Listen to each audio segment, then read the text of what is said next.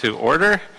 I will warn you, Mr. Herman, since I've already heard it, making snorting noises. I'm giving you one warning now. Snorting noises, waving wildly, anything distracting, just like Mr. Spindler's doing, so he has one warning also. Shouting out, gesturing, any of that, and I will ask you to be removed.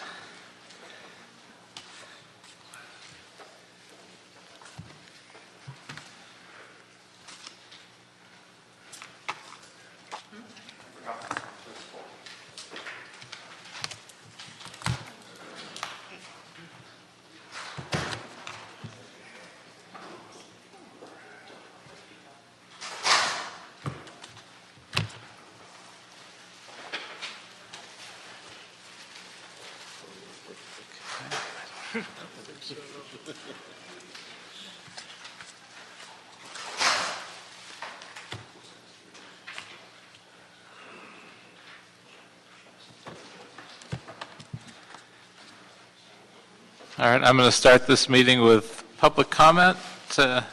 Mr. Spindler, you have 1 minute. Please start as time. All right. Thank you, you fat slob. Thank you. So, today, as you see, we have some very important guests. We have Chief Moore and Kevin James in the audience to watch you, Peppa Pig Polkarettes, to watch you violate the Brown Act. That way they can take notes on why you're violating state law, and maybe, if we get lucky, maybe they will issue a misdemeanor citation for your violations of the Brown Act as percipient witnesses. Yes, I've been reading about that. Penal Code Section 1004. So anyway, another thing I want to mention, Marquise Harris Dawson, put down the phone and pay attention. School's in order, Beach. Thank you. Okay, that'll close public comment. No card from anyone else other than Mr. Spindler. I'd like to ask that we take item 2 and 4 on consent, but we have cards on those two. So I'd like to ask Mr. Spindler to speak on 2 and 4 for a combined minute. Oh, thank you. Wow. It's so good to be able to speak. Puppets have rights, yes. And see my sticker here? Sexual violence not on my campus. And we do not want any more councilmen sexually harassing the pretty ladies in this building.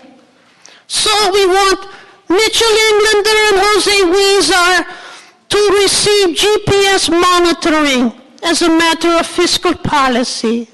Because you cannot trust Jose Huizar on the MTA bus because he'll be grabbing the pretty ladies, yes. And you cannot trust Mitchell Englander in the subways because Mitchell Englander likes to grab the booty of all the pretty ladies. So no more to the sexual harassment.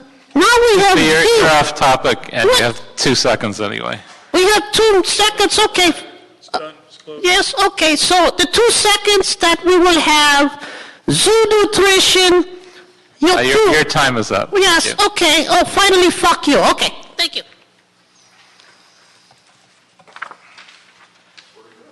And Mr. Herman, you have 1 minute on item 2. All items? What item, sir?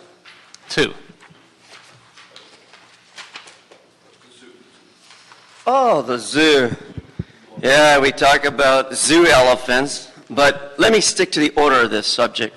The Supreme Court explained that in our system of undifferentiated fear or apprehension of disturbance, it is not enough to overcome the rights to free speech, as I'm exercising at this point. You're off topic. And to provide a salary for a new class of zoo. My apologies, but you also have a card in for item 4, so you have a minute combined for both those items. May I start now? Yeah, you can start over. Fucking 1 minute. I'm trying, sir. You fucking interrupt me. The city attorney's reports on the ordinance relative to amending the ordinance 184251 pertaining to the fucked up year of 2015 to 2016 regarding salaries. Well, you know what about salaries? We, the public, disagree with any politician getting on his knees to manipulate salaries. Fuck you, Francine Godoy, for fucking the constituents out of $185,000 for sucking Jose Weezar's big brown cock, that fat, bald motherfucker. Stop harassing women in City Hall, puto. And besides the salaries for the new and non-represented classes of motion pictures and television manager, I got a suggestion. Put the picture and portfolio of these fucking sexual harassed predators for our salaries and stop fucking your constituents and the stakeholders of Los Angeles out of all these salaries that you're paying off under the simple sense of what you call benefits. The only benefit we as constituents get is fucked up the ass for more taxes and more benefits and salaries. Thank you. Your time is up. I got 58 seconds, fool. I told you you had I got 58 seconds, fool. You Please remove him. Please remove him. I told you you had 1 minute combined for the 2 items. And please take Mr. Spindler with him because he is gesturing all the way through testimony, making a lot of noise, and needs to be removed.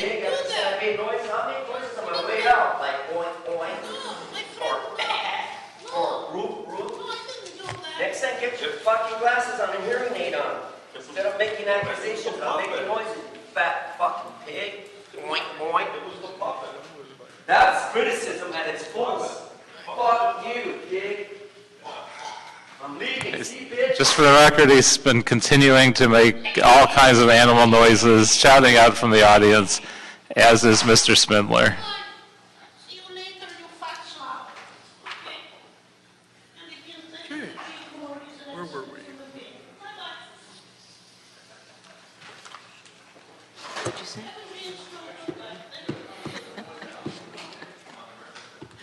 You know what? And now I'd like to move to item number 1. Oh, actually, wait. My apologies, we didn't formally vote on item 2 and 4, and now I'd like, without objection, to move those on consent. Hearing no objection, those items are moved, and the CAO's recommendations are approved on both those items. Item number 1. Number 1, CEO report relative to proposed contract with the LA County Metropolitan Transportation Authority for delivery of law enforcement services, reserve fund appropriation and authorization of 66 positions by resolution. This matter was heard by the Public Safety Committee yesterday. Welcome. Good morning. Assistant Chief Michael Moore with the Office of Operations LAPD, and I'm joined by Commander Ann Clark, Assistant Commanding Officer of the proposed Transit Services Bureau, and I'm Aram Kumjian, a GM over Public Safety Hiring at the Personnel Department. Tyler Munhall, CAO. so we are here at the committee's pleasure as to whether you'd like us to frame this issue or have the CAO report on their evaluation of the contract. Why don't you start and walk us through this issue? Okay. As the committee is aware, the department, with the leadership of Mayor Eric Garcetti, initiated and responded to a request for proposal to establish contract services with Metropolitan Transit Association for a 5-year period of time that would provide policing services for rail and bus lines in the city of Los Angeles. Our proposal was in concert with that of a proposal of the Sheriff's Department as well as Long Beach Police Department. However, ours was for a 5-year period specific to rail and bus lines within the city of Los Angeles. The earlier effort approved by the council was to pursue that request for proposal. The MTA board met and approved our contract proposal to them, and that matter has now been brought back before a board of police commissioners and is before this committee for its consideration before full council's review. The 4 corners of this is that it's the department's belief as well as the mayor's office that the development of this contract and its delivery will improve police services within the city of Los Angeles on all rail and bus lines, as well as the overall safety of Los Angeles, as this will bring additional officers that would otherwise be not working, would be on days off, in to work additional overtime basis, policing services on the bus stations, bus lines, rail stations, as well as rail lines in Los Angeles. The model that's before you is a balanced model in the sense of the necessity of adding additional personnel, full-time personnel to do this. If this were to be a proposal that would be all full-time resources, would require in excess of 300 full-time personnel. What the department has done in an effort to minimize any impact on existing patrol resources throughout the city and policing resources throughout the city is a hybrid. One that has met with the approval of the MTA board, and we believe will find approval from the elected leadership of Los Angeles. That hybrid is to provide approximately 52 sworn personnel, the bulk of which are supervisory personnel, sergeants and above, that will perform a cornerstone or a foundation of consistency as to how we go about policing rail and bus lines in Los Angeles.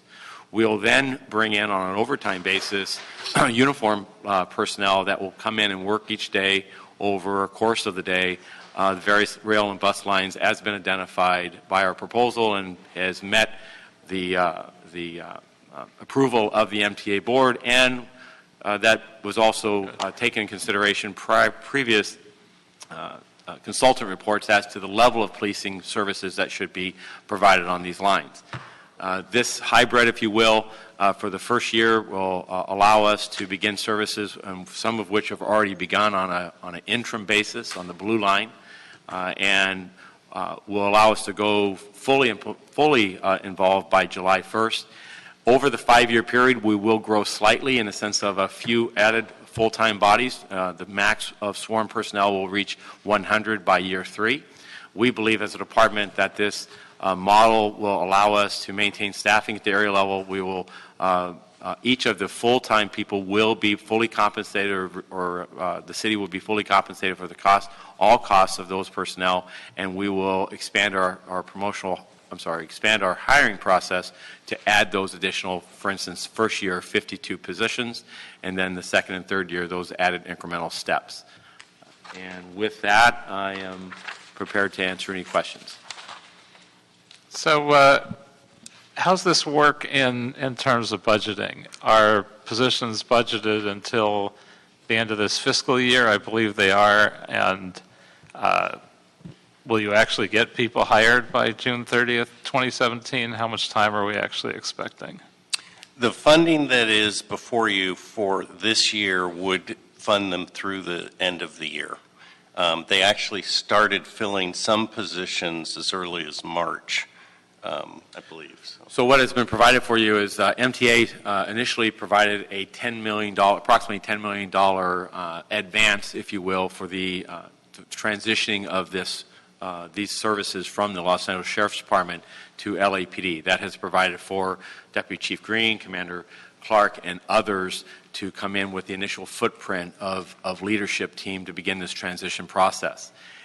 All costs as to her position, Chief Green's position, and others have been fully provided for by MTA, which has allowed the department to backfill those positions, meaning that Deputy Chief Green, previously the commanding officer in Valley Bureau, as he's now the commanding officer of the proposed Transit Services Bureau, we replaced, or a new deputy chief was appointed for the San Fernando Valley. So there has been a trickle down or a fill, if you will, behind each of the positions moving forward. The organization today is prepared. We'll hire, I spoke with Assistant Chief Villegas this morning, we'll hire over 500 additional officers this year to make up for not only those that we're trading out, but to build our organization.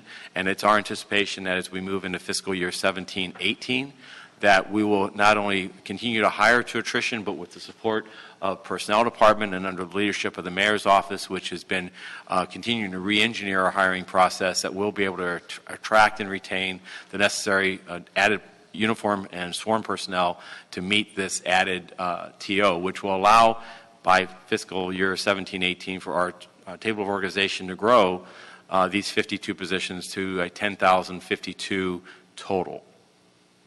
So long answer, a lot of detailed spots in there, but hopefully that's been responsive to your question. So how many people do you have now of the 66 that are already hired? 35 of our personnel.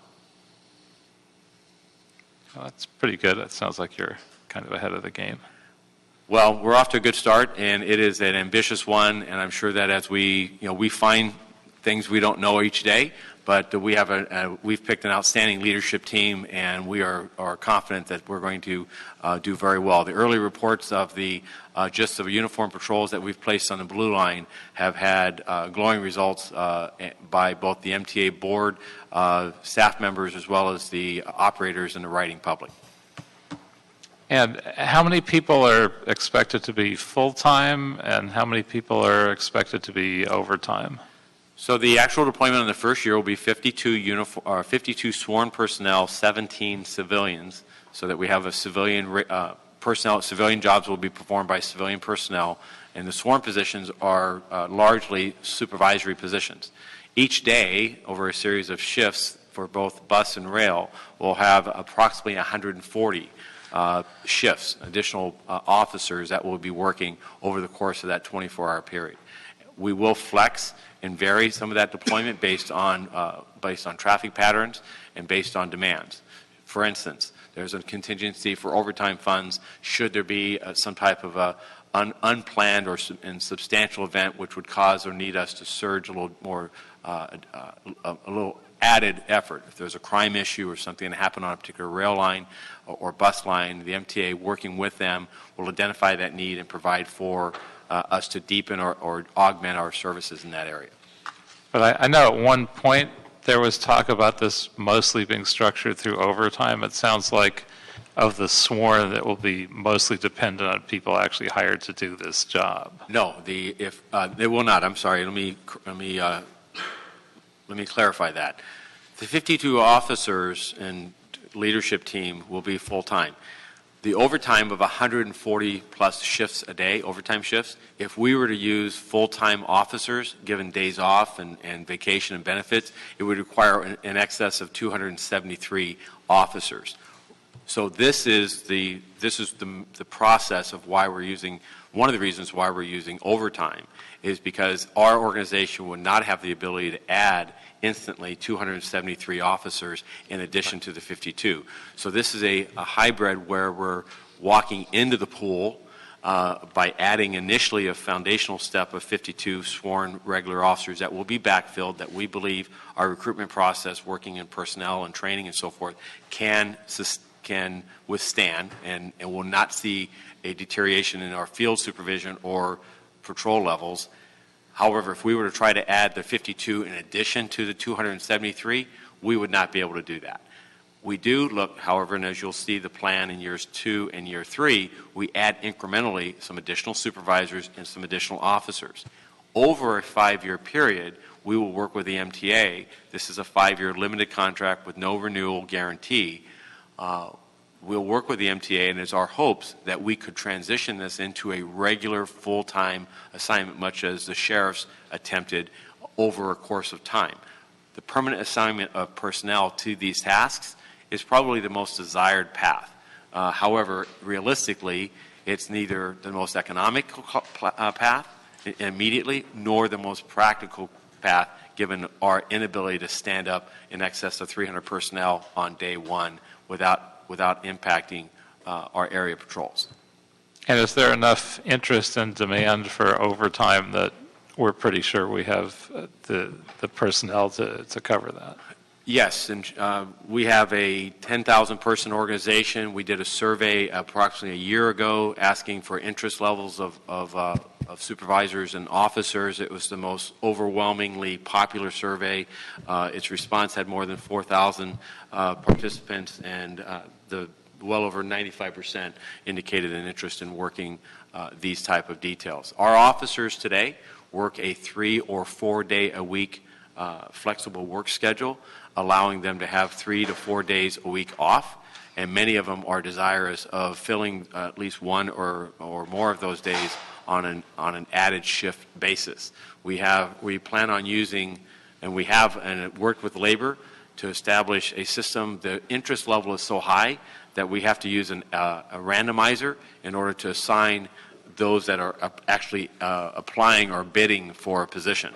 So we'll have hundreds of people bid for much fewer jobs, and we use a randomizer to ensure fairness and also to spread the opportunities, if you will, throughout the organization. Additionally, we've established safeguards as to address the concern about fatigue, where officers will be required to have an 8-hour rest period prior and after any overtime shift, and will also be limited as to how many overtime shifts a week and a month they're allowed to work.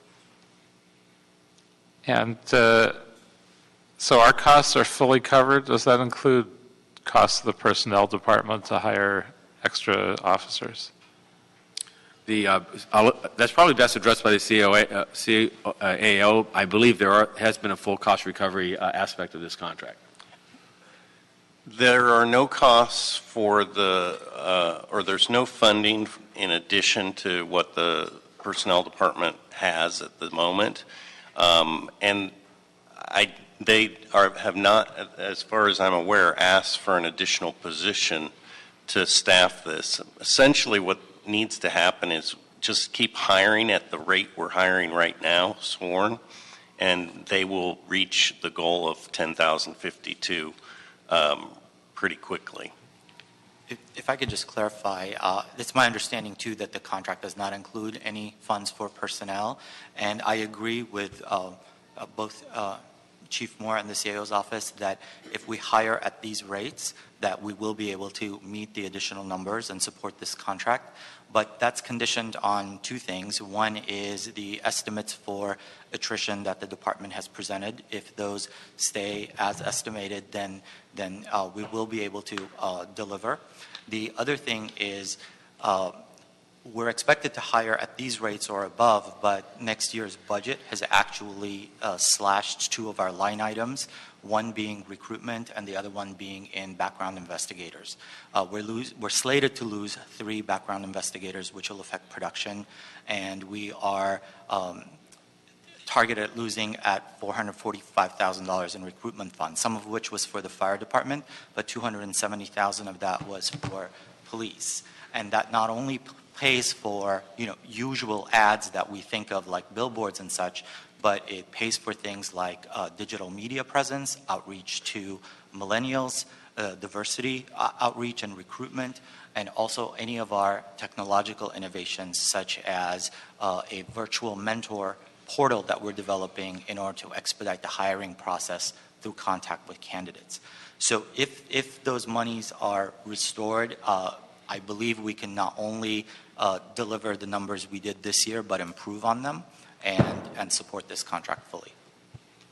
So if those numbers aren't restored, how practical is this whole program now? I don't think the program is jeopardized in any way. We will maximize our efforts, but we will be challenged, especially with the loss of the background investigators, keeping up with the numbers that they need per month to keep up with current attrition, maintain the goal of 10,000, and do the additional hiring. Any other questions? Mr. Rue? I'm good. Okay, well, we have speakers from the public, some of whom have departed.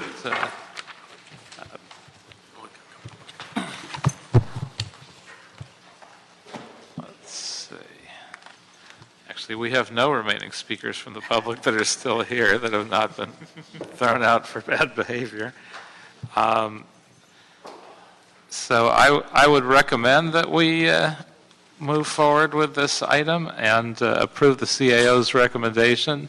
I would do that with an objection about the inadequacy of personnel funding for this particular project, and I will probably note that in council as well. But I think otherwise, I think this is a doable project as long as we don't mess up with it in the budget. So without objection, item 1 will be approved and approve the CAO's recommendations. Item number 3. Item number 3, continued from August 3rd, 2016 and December 14, 2016. Personnel Department reports in response to adopted budget recommendation relative to instructing the Personnel Department to report in regard to true systemic uses of volunteers.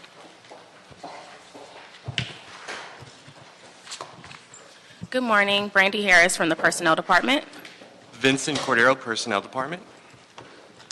So on December 14, 2016, a report back was provided summarizing survey information received from city departments regarding the number of volunteers each department utilizes, how many hours worked, and what duties performed.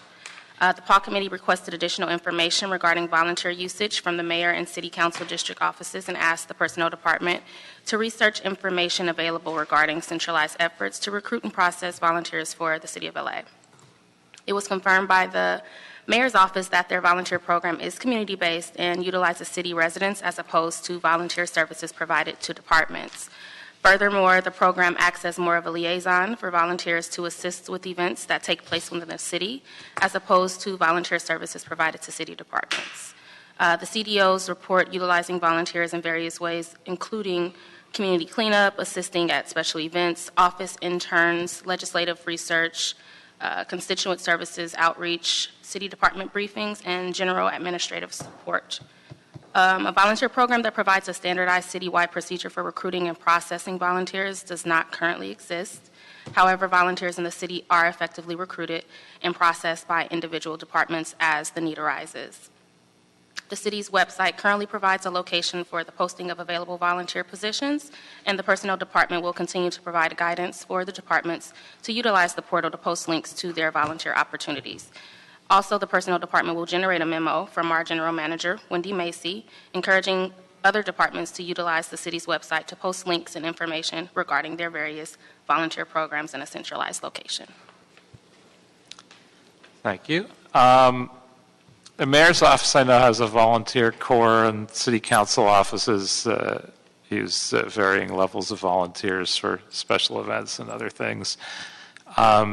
Did you include the Mayor and City Council offices in your survey? Yes. So the Mayor's office responded, but it was in regards to the volunteer corps, which is usually for community-based recruitment, and it's for events within the city. And they also responded in regards to their youth council. And as far as the CDOs, I received information back from CDO 3, 4, 7, and 11. Did you want the numbers for that? Yeah. Okay. So for CD3, they do not know the number of volunteers or hours. CD4, they have 23 volunteers. The hours are unknown. CD7, 63 volunteers with a total of 4,142 hours. CD11, 33 volunteers with 10 to 32 hours worked weekly per volunteer. The other offices we did not hear back from. And do we market volunteer opportunities, or do we just get so many that we think it's adequate, or what's the perspective on that? So the departments actually do their own recruitment. I'm not sure how the marketing takes place. We have an actual department that we spoke with, and we researched how they recruit their volunteers, and it's just something that's available on their website. And they have a link with an application and information of where they can attend an orientation to find out what type of volunteer opportunities are available. Additionally, the website does provide volunteer opportunities throughout the city for the council district as well as the mayor's office, the site where we mentioned earlier today. And so is there a formal structure identifying which department or which entity coordinates volunteer services for the city?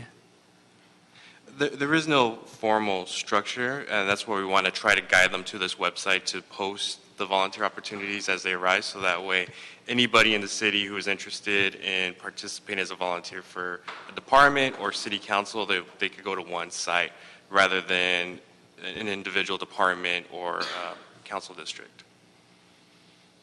Okay. Colleagues, any questions, comments? I think our speakers on this item have departed as well.